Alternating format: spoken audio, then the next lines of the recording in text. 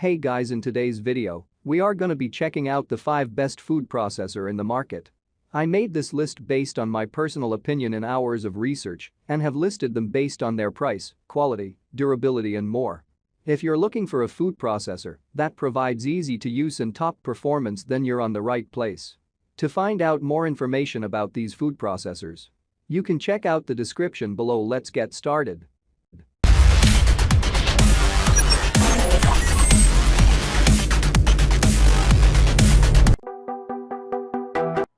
Hi, I'm Renata for Hamilton Beach, and this is the Stack and Snap food processor.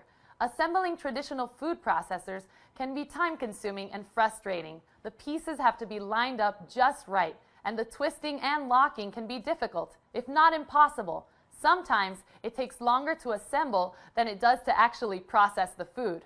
That's what makes the Stack and Snap food processor so handy. It assembles in seconds without twisting or locking. The bowl and lid are specially designed to stack only one way for foolproof assembly, and the simple clips lock the lid in place for safe operation. A simple function guide shows you which blade to use and which button to press. The big mouth feed tube reduces the need to cut up ingredients beforehand, which saves even more time. With a sealed bowl, powerful 450-watt motor, a dishwasher-safe blade, discs, bowl, and lid, this food processor is smartly designed with convenience in mind. You'll be all set to mix, chop, slice, and shred with ease with the Stack and Snap food processor from Hamilton Beach. Now that's good thinking. Hi, I'm Mary Rogers, and this is a Cuisinart Classic Series 14-cup food processor. It's a very generous size, so you'll have plenty of room to be doing all your family entertaining, but it's still a nice small footprint, so you can use it for every day too. So you'll notice it's got a nice square base, and it has what we call paddles to operate. So here, this one, you press it down, it's on. This one is off, and if you press and hold this one down intermittently, it would be for pulsing. So, has a nice smooth finish. It's stainless steel on the outside. Has a lid that you remove by twisting and just pulling it off. It's really simple and easy to operate. This is your feed tube, and there's also a smaller feed tube inside, which I'm going to show you how to use a little bit later. And you can actually drop things in through the feed tube like garlic. We're going to do garlic and jalapeno, and you can actually have the machine running, and it's a very efficient way to chop up garlic and some other items. The other thing is that it's great if you want to add liquid very slowly. The small feed tube has a small hole in it, so if you want to make vinaigrette, you can just pour the oil directly into the small feed tube. Or if you're going to make mayonnaise where you want to slowly incorporate any kind of oil, it'll just drip through the feed tube directly into your bowl in a very consistent way, so that you get a great finished mayonnaise or a vinaigrette. So let's look at some of the other items that come with your food processor. In the bowl already is your chopping blade, and we call this the S blade because it's shaped like a little bit like an S, and this is used for everything from chopping herbs and onions to pureeing, mixing, and also kneading doughs. And then the next thing is your stem. And the stem is attached to the bottom of your discs by lining up this arrow here with this one here. It's a little hard to see. And you just press this down and turn to lock it into place. And then what you would do is you hold your disc by the edges, and there's also a little icon up here. It's the same shape as the stem on the bottom, and if you line those two up, you can just slip it in really easily. So that's the shredding disc, and it's medium. We always recommend that you lay the disc down and then put on the stem accordingly. And to do any type of slicing and shredding, you would use the medium slicing disc, not shredding, slicing. And you do the same thing. You line the little arrows up. You press and turn to lock it into place. Always hold it by the edges. And once again, if you line the stem up, I'm not doing it very good, but this is the way it goes. You just slide it right into the work bowl. And then what you would do is you put your lid back on, and you would slice and shred. So you could either use the pulse function to slice, or what you can do is you can turn it on. But as soon as you remove the feed tube, it'll stop. So that you would then add more ingredients, and we can do batch processing. So you would add, let's say, potatoes, slice, and then continue on. And then we're going to turn it off. So what we're going to do today, that's all of the parts that come with your food processor. And also you get a little spatula we help you with. What we're going to do now is we're going to put in the chopping blade. I'm going to show you how to make a guacamole very quickly and easily. So just put that in. And the first thing we're going to do is we're going to add our cilantro. I'm going to add most of it, not all of it. And you're going to see how efficient this machine is at chopping up ingredients. So very quickly and easily. So I modified this recipe a little bit in comparison to how it's written in our instruction manual. Next, we're going to add our tomatoes, which were seeded, and the pulp was, the interior was taken out, the seeds. And we're going to pulse that until it's finely chopped.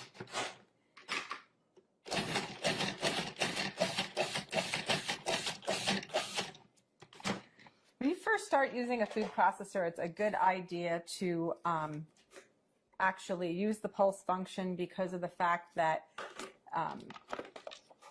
you know, you just want to get used to using it. You also want to get used to the consistency, and it gives you much greater control. So I'm just going to reserve this. Sorry, this is like I'm going to reserve some of this, so that when we put the guacamole together at the end, it'll still have some of the chunky tomato, but I'm not going to do all of it. And when you know, if you have your own favorite recipes, you can modify accordingly. So just remember that whatever you put in the bowl first, if it stays in there the whole time while you're chopping and mixing or pureeing, that will be the smallest thing at the end. So just keep that in mind. So I didn't remove everything, just most of it. So the next thing what we're going to do is, with the machine on and running, we're going to drop in the garlic and the jalapeno through the feed tube.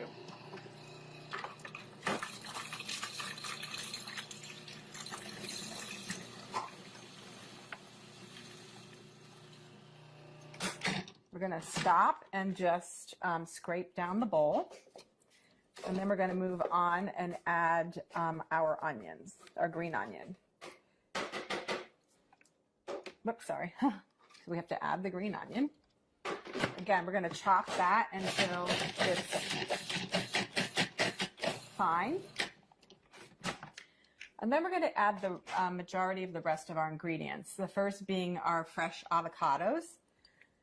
So just do that by adding that like so. And the last of the ingredients. So of course, lime juice. This helps keep your guacamole also very fresh looking, and gives it lots of extra flavor. This is the salt, cumin,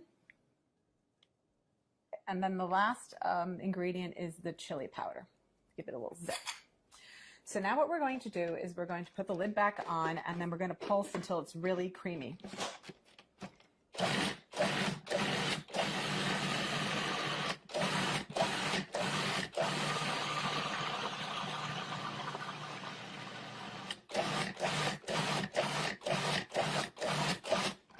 What we're going to do is I'm just going to scrape it down one last time, and then I'm also going to add, because it still needs to be processed a little bit more, and then what I'm going to do at this point too is add the balance of the cilantro that I reserved.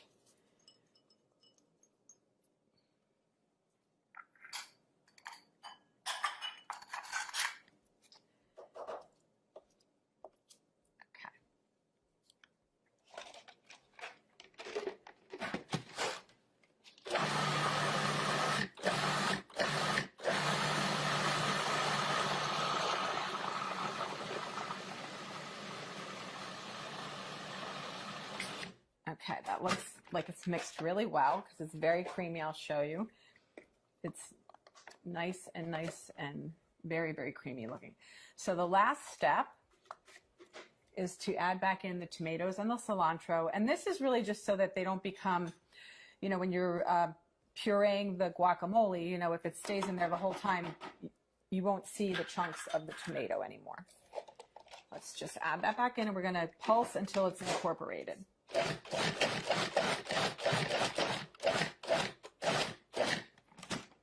So that's that.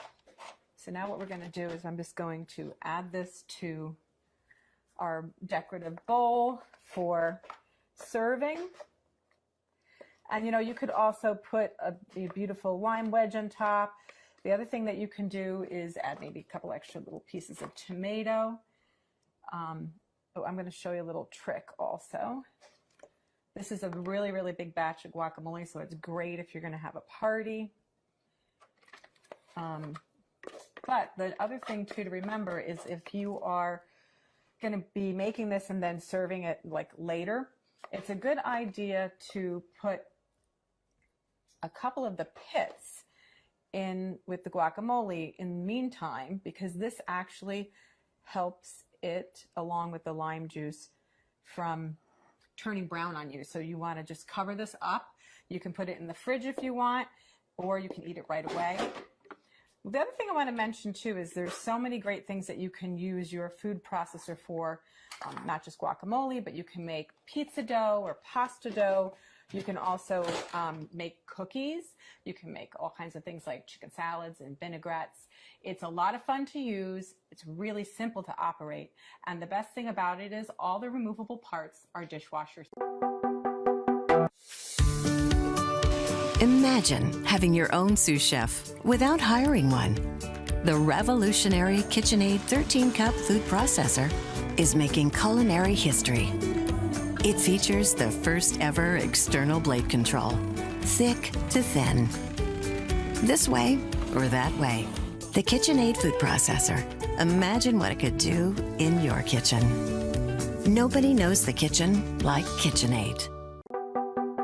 Introducing the Breville Sous Chef, the all-in-one kitchen workhorse. The 5.5-inch super wide chute is about 3 times larger than standard food processors. The mini bowl sits inside the extra large 16-cup processing bowl. Whenever you use any of the discs, make sure the spindle is in the correct position.